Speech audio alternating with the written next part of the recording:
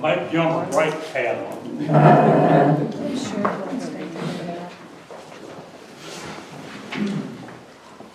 Thanks, Pete. I'm really glad to have our program today. Traylor is a native of Gilmer, and you've got his bio there on your table, so I won't repeat all that. I will just say, though, that it doesn't say this in his bio, but he is from Gilmer. So, and his dad was Max Moore, his mom Sylvia, and his dad was the assistant general manager of ETEX since about 1955. Along in there, he worked with Max Moore over at ETEX.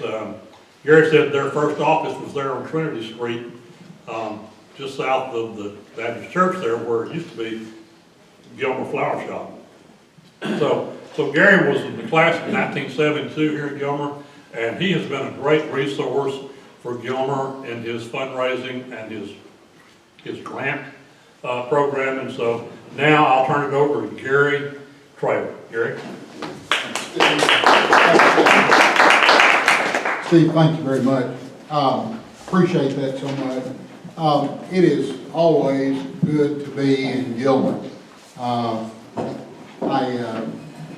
want to just say that, today is a beautiful day, pretty weather for the first time in several days. It just, I think, lightens everyone's mood and spirit. And in fact, it sort of reminds me of a story I heard. I kind of like to joke about being a Texan, and I know some of you can probably appreciate that. Recently, one of our good old country boys here in Texas decided to make a trip up into the Northeast, and he finally wound up in Boston, Massachusetts. And while he was there visiting in Boston, he decided to frequent one of the local bars. Well, he walks into the bar, orders a drink, and sits down. He noticed that there was a very pretty girl seated at the table just next to him. And after a few minutes, he decides to strike up a conversation. And so he looks at the young lady and he said, "Do you go to Harvard?" And the girl just dismissively looked at him and said, "Yale." And he leaned a little closer and he said, "I beg your pardon?" And she said, "Yale." And he said, "Do you go to Harvard?" Now, is everybody waiting? Anyway, it's always fun to laugh. We're going to dive right into this and move along very quickly. And my trusted assistant, Pete, here has agreed to advance the slides for me. I appreciate that. So we're just going to, my passion is economic development. A lot of the work that I do at this stage in my career is associated with helping communities generate economic development. And so I've entitled this presentation, Challenges and Opportunities in Economic Development in Gilmer and Upshur County. But believe me, this is just going to skim the surface and some very high level and focused remarks about certain challenges and opportunities. Pete, would you go to the next slide? I'm going to start with just a quick overview of some various data. We're going to talk briefly about state population, county population, city of Gilmer population. Let's look at those slides, if you would. Just go to the next one. It's just amazing to me that here we are in Texas. In 2017, these are the latest figures I have access to, 28,304,596 people. And just to kind of give a perspective on that, in 1980, the population of Texas was 14,229,000. So roughly a doubling in population since just 1980, which does not seem that long ago to me, for sure. Next slide. Upshur County, their population has also grown. One thing about the previous slide, you don't have to go back to it, but one thing about the previous slide you probably noticed was that that graph was just a steady curve going up and up. There was never one single census where the population declined. Go back to Upshur County. Now in Upshur County, we're looking today at a population estimated at 41,281 people.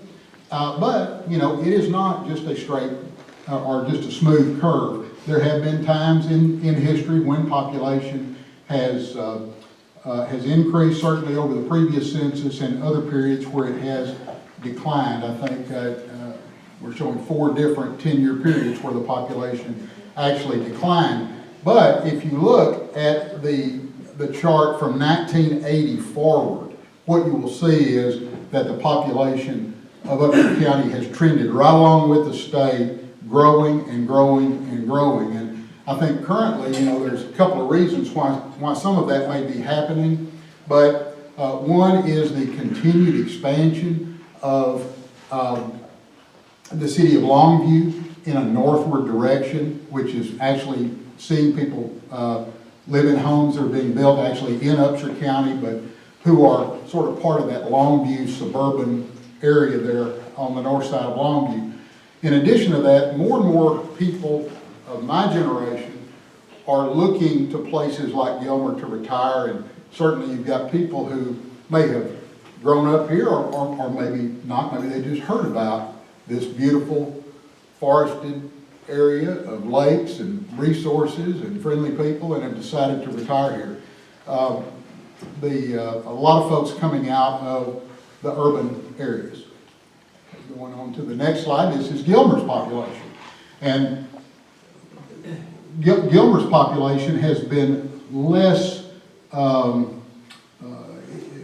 it does not exactly mirror Upshur County and the state of Texas, although you can see that from about 2000 to the present day, it has done nothing but grow. And of course, we've also seen a period of time during this when we've had a lot of, I think, negative economic news, which we're just now kind of beginning to get past. People are encouraged, and Gilmer is growing. One key thing that I think needs to be said about the population of the city of Gilmer, and that is, always remember that that just represents the people who live within the physical boundaries of the corporate limits of the city. If you look at the zip code, 75644, you'll find that the current population of 75644 is over 12,000 people. So always, and also bear in mind that these census figures represent nighttime population. This is where people go home to and sleep.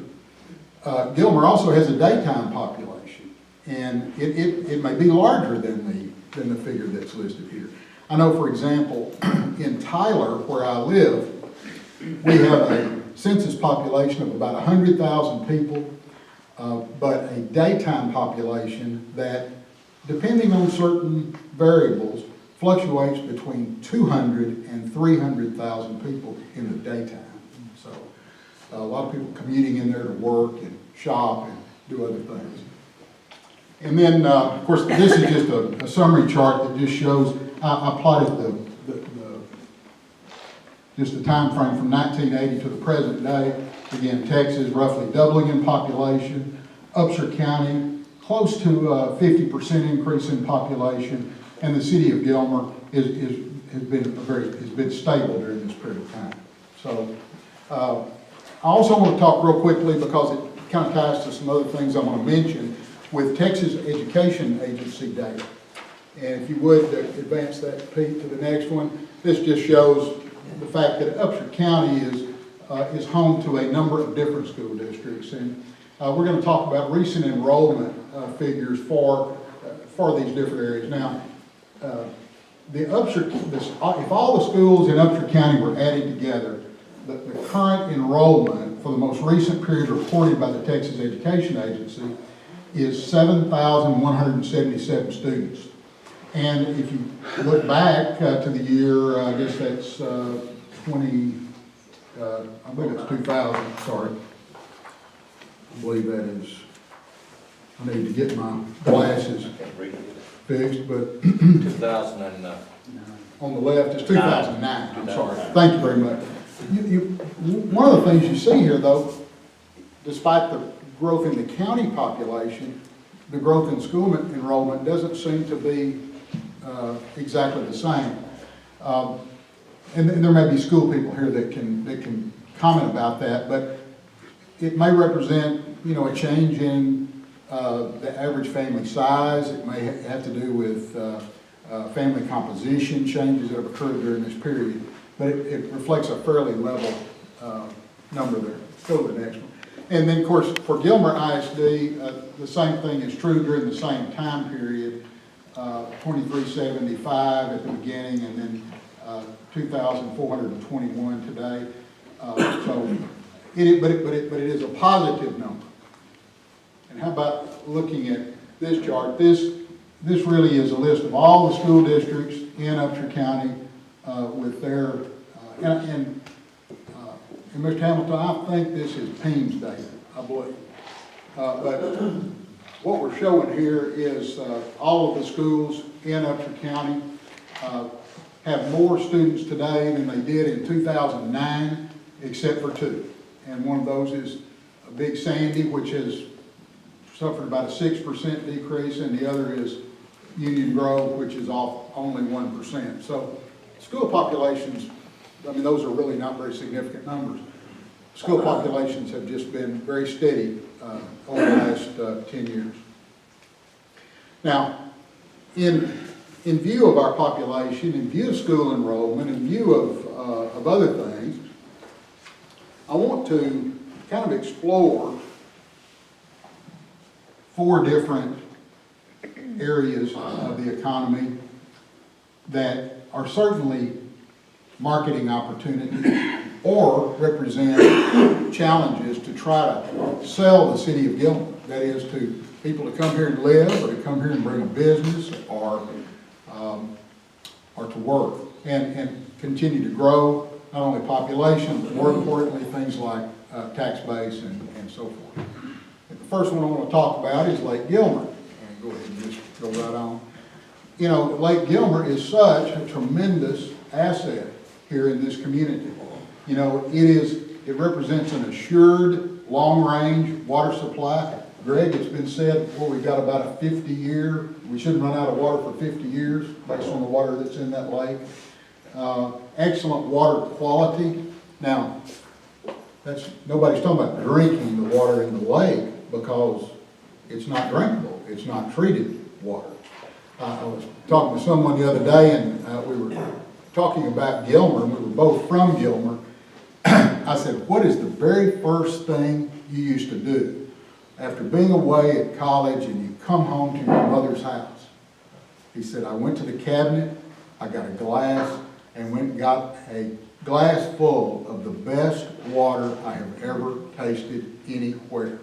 And you know, that is just so true. But you do have excellent water quality here in Gilmer. Of course, all of this is a credit not only to our creator who put it there, but it's also a tribute to the fine people at the city of Gilmer.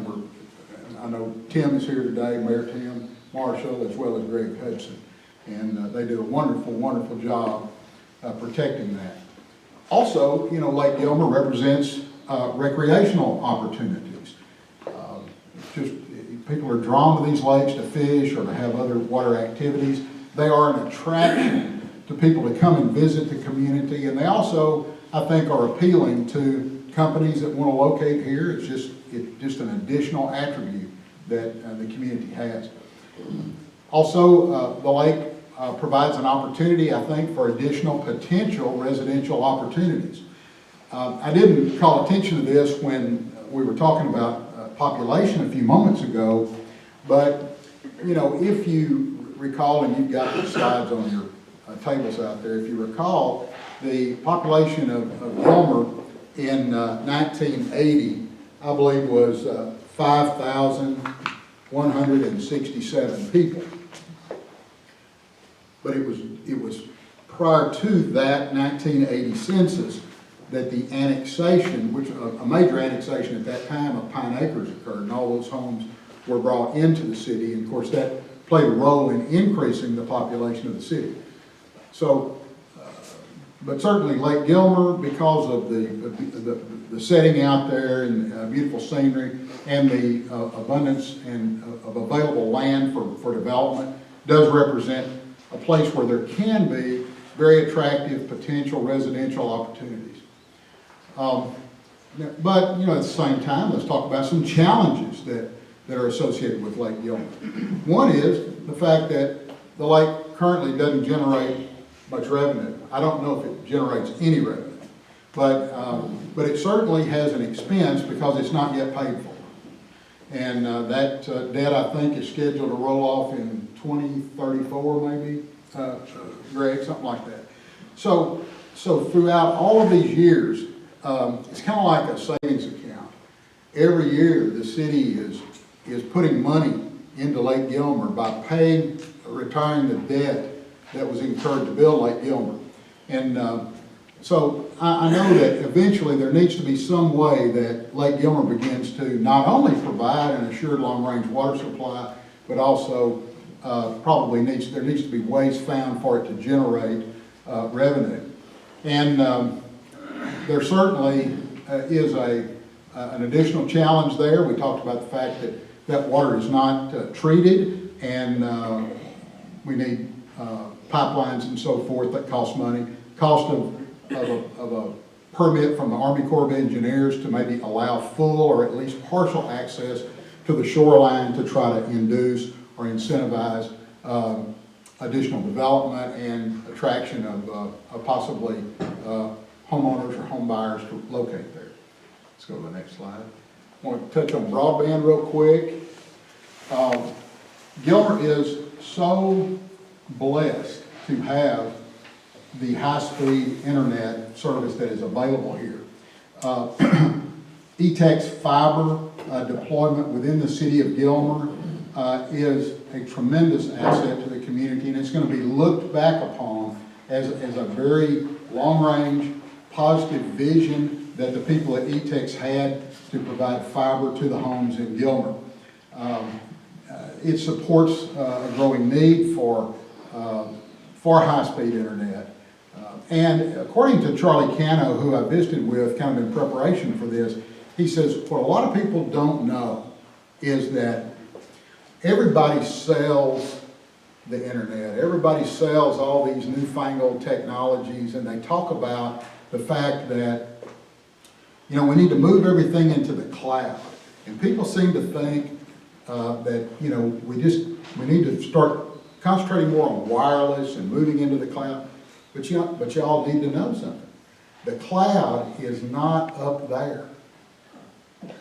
Most of the cloud, in fact, is under your feet in the ground where the buried infrastructure, where the fiber backbone of the country is already installed and continues to be expanded upon. I know that although it is a challenge, E-Tech's has taken up that challenge, and they are now they're embarking on a program to provide a fiber expansion to the remainder of E-Tech's service area. Construction's now underway. They're averaging about 20 miles per month, and they plan to have 90% fiber coverage within their entire service area by 2025 to 2026. That's just a map of the fiber network. Next slide. But I do want to mention the fact that, you know, that is an organization that is directed by, of course, Charlie Cano is a fine manager and a great visionary, I think, in terms of what he's doing. But he's had the tremendous support of all these local directors that serve on that board out there, and I just commend them to you. Next slide. Talk about healthcare real briefly. The opportunities we have here in Gilmer that ought to be marketed at every opportunity. I think you do have ambulance service. You have dedicated local physicians. I notice you have a new kidney care facility here, wellness facilities, rehabilitation services, all these things available in Gilmer. But there are some challenges that are going to be viewed negatively by companies that want to move here to maybe create additional manufacturing jobs. Number one, you are 20 to 30 miles from the nearest hospital. And I'll tell you, that's, in the view of most businesses, too far.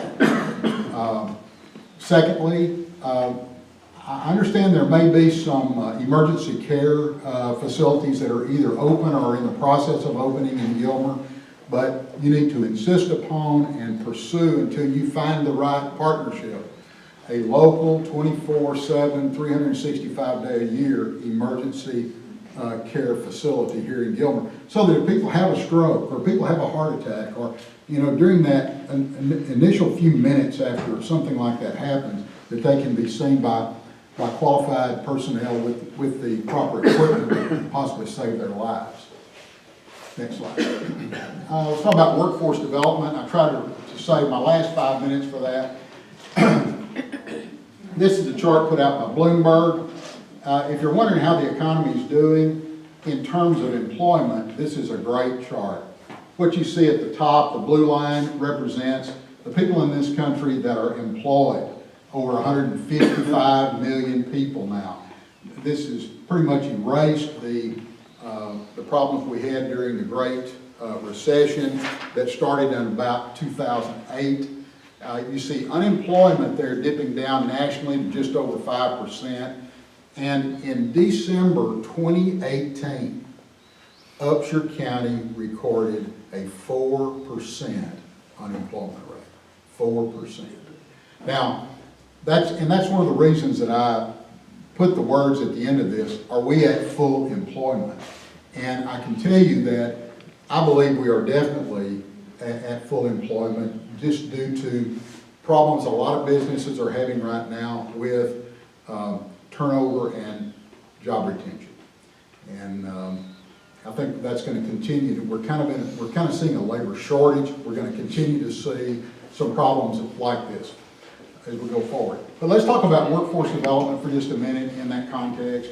The county's labor force, a little over 17,000 people, but the MSA's labor force, and I don't mean to use a bad word, Steve, I know you talk about the MSA problem, there are problems about it too, but 97,000 people in the labor force, and Gilmer is only a 30-minute commute from Longview. I can remember as a kid, people used to talk about the fact that we need a 4-lane highway from Gilmer to Longview. But every time it was spoken about, most of the people talked about it from the standpoint that it'll make it just that much easier and quicker to get to shopping in Longview or restaurants in Longview, and we know there's some people that work in Longview. But that road goes in both directions. So the community here, Gilmer, is also just 30 minutes from Longview. And I'm telling you, I think that it would behoove the city to market itself to the same companies that are looking at Longview because of the fine highway infrastructure that you have between here and Longview. And the fact that residents of that Longview area are already moving closer to you every single month. So think about that. The other opportunities you have to market the city of Gilmer is the fact you have nearby community colleges with skills training curricula and instructors. We talked about full employment. Had a man tell me just last week, and I've heard this several times since then, because I've asked some questions. Man told me, he said, I could hire 50 people, 50 more people today if I could find them. There's a huge problem. We've allowed some things to happen in our economy where the kids, when they graduate from Gilmer High School, the first thing they do is leave, move to Dallas, move to Houston, move somewhere else looking for a good job. So currently there are unfilled jobs, and that's something I hope that we can do something about, maybe by either training some of the people here that are not skilled to fill those jobs, or get them to return to this area. There are some challenges with workforce development. I mentioned turnover and retention. A workforce development program can be costly. It takes money now to train people in the types of jobs that are available today and are going to be created over the next 20 years. One thing about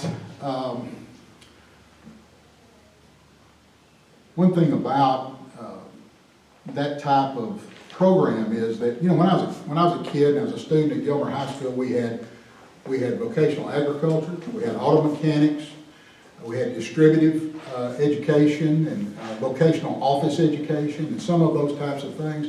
But I would submit to you that many of the programs that are available today, in order to provide training for the types of jobs in the modern world, require supportive facilities, supportive equipment, and this kind of thing, and instructors that place them effectively beyond the reach of small school districts. And it's for that reason that there's a real need, I think, to see established a partnership among the school districts in Upshur County and possibly consider an ISD-based training center. Now, obviously, I'm partial. I think that should be in Gilmer, and not because I'm from Gilmer, but because Gilmer's at the center of this county and is be virtually equidistant between a lot of these participating ISDs. Next slide. That says it all. Skills training changes lives and changes communities.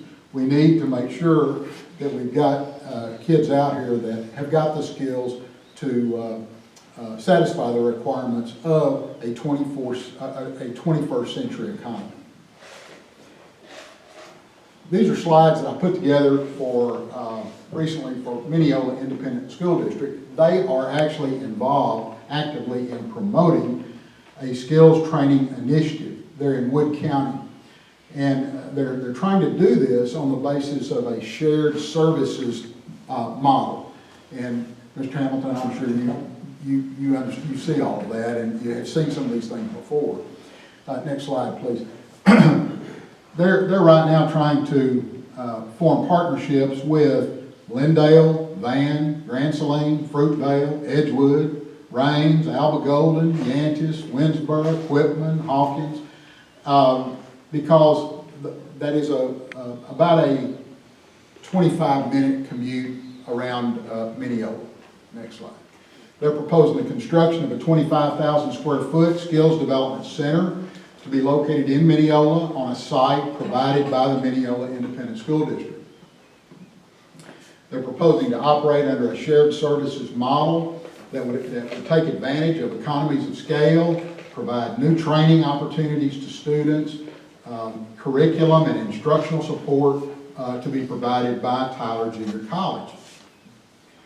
And the way they're talking about doing this is to actually charge these partner school districts a fee for sending a student to this skills training center. A portion of that money is going to flow through MISD and wind up at Tyler Junior College, where it will actually pay for instructional costs, instructional materials, instructional equipment, and the cost of maintaining the skills center. We're talking about a 25,000 square foot facility under the standards for building public schools in the state of Texas. This will not be cheap. They're projecting $160 to $200 a square foot, a cost range of between $4 and $5 million, and a target opening date of 2021.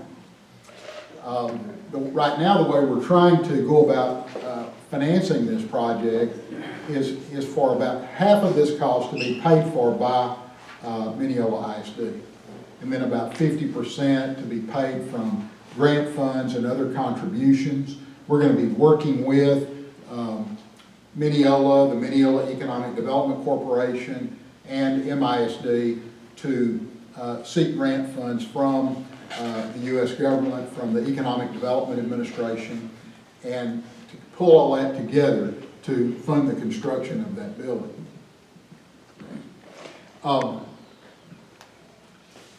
You know, I am right at 1 o'clock, so I'm going to stop.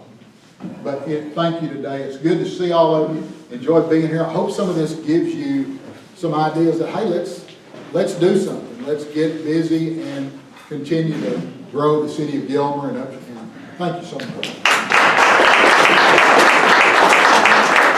Thank you very much, Gary. Appreciate the program. Thank you, Steve, for bringing it.